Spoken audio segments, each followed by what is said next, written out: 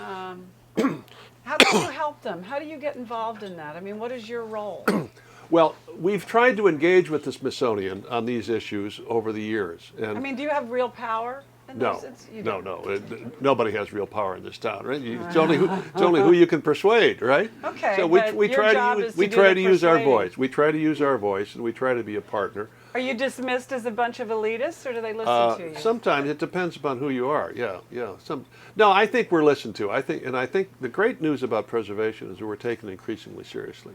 Do you feel you have one fewer ally since Carter Brown died? I mean, Yes, wasn't no, he was wonderful. He was wonderful. He was the chairman of the. And he stood his ground.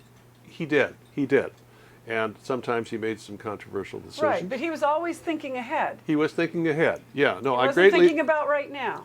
I greatly admired Carter. We disagreed over the World War II memorial, but You were against it? I was against the location of it and the design of it. What? Well, okay. Right, right. Aside from those two little details.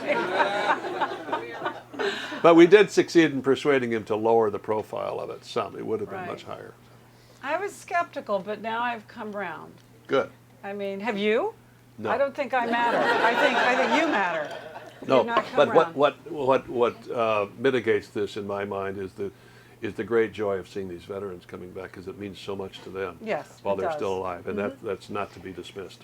Of these, it brings up a good point, though, because there is a feeling that in another 10 years the mall will be all monuments. Yeah, and, that is a problem, because and what do you do about Congress can mandate monuments for the mall, but it's really saturated with monuments, because the rest should pretty much be open space. Well, what? Yeah. So what do you do? Well, Because everybody's got a good. What happens is that Congress has to exercise some self-restraint, which is not its natural inclination. That could be a whole nother hour. Right. I know a special subject for you is New Orleans. Right. And how many times have you been down there? I think 8 or 9 Yeah. since and Katrina. what are you seeing? Well, it's you couldn't believe the devastation that Katrina caused to New Orleans. It's just you've seen all the pictures, and so I won't try to describe it. But you know, the French Quarter and the Garden District are fine because they were built on the highest ground. Right. Little wind damage, but the great devastation that occurred in the outlying neighborhoods is just not to be believed.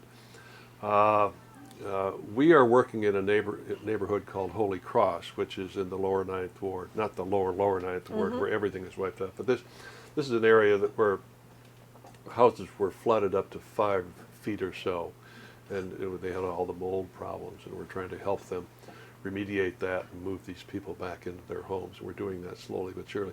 We immediately opened a field office in New Orleans. We lobbied the Congress for $50 million to help owners of historic homes.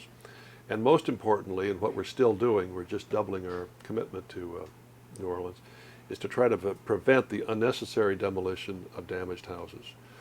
After any kind of natural disaster, or any kind of disaster, the first inclination of local officials is to tear down damaged structures. It's easier. It's easier, and you can wave the flag of public safety, and it's usually attention getting. Right. But what we found, if you get an engineer in there to actually look at the issue structurally, 9 times out of 10 those buildings can be saved, and that's what we've proved time and time again in New Orleans. But we're getting to a point where there are funding deadlines with FEMA and the city, and people have to make decisions about Has this. the It's federal very government been better with New Orleans in the aftermath than they were during the storm?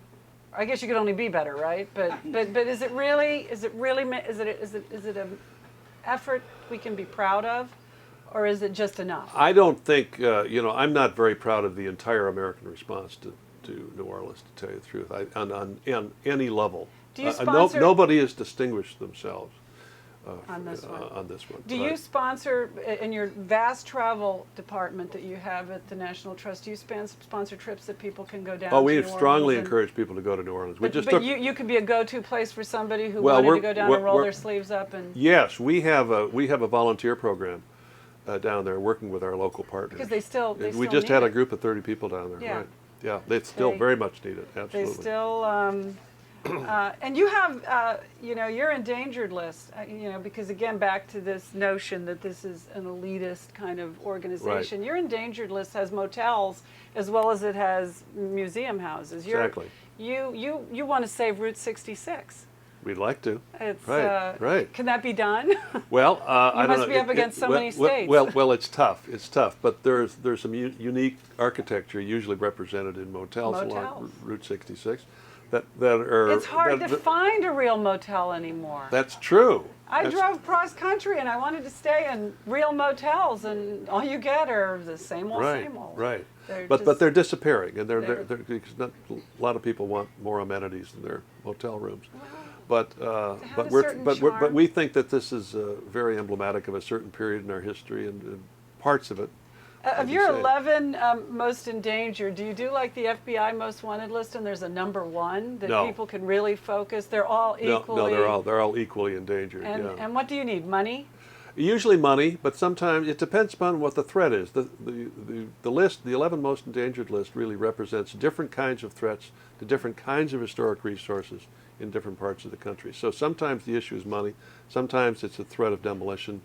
Well, people should understand too that I'm sure you say this yourself as often as you can, is that you achieve something that doesn't usually happen in the relationship of most organizations with the federal government. When you went in, I don't know how many years ago it was, but by 1998, you got the National Trust off the government fill-in female body part. And free at last. Right. And do you use any government money, or do you just direct it? No, we do not use any government money for operating. What happened here is because we were congressionally chartered, even though we're an entirely private organization for all practical purposes, we received significant federal funding ever from the 60s on. Right. And in 1995, for example, we had a $7 million a year appropriation out of a $35 million budget. Very significant. It's unrestricted. You may recall the Congress took a very skeptical look at all federally funded cultural programs, the endowments, NPR, all of that, and we were very suspect. And they went after our $7 million, and they got half of it, at which point we stepped back and asked ourselves if we wanted to keep going down this road. We decided we did not, so we negotiated a 3-year phase-out at that level, and we've been entirely privately funded ever since, and now we have a much larger budget than we did then. And how many members do you have? We have about 200,000 members. And what do they pay to be members? Anything they want, as much as they can, but a minimum of $20, right? Wow, it's great, and National Trust. And what was the membership when you took over? It was a little higher than that, actually. Maybe you have fewer, what does this tell you, Carol?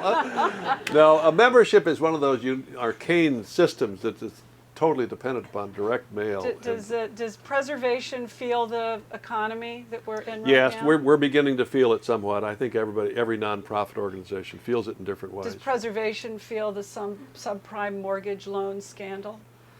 Well, one of the things that's happening, particularly in the Rust Belt, the northern industrial cities, is that a lot of neighborhoods, very nice, sometimes historic neighborhoods, modest folks, are kind of emptying out. A lot of the people are either moving on, or now that's accelerated with the foreclosures from the mortgage credit crisis.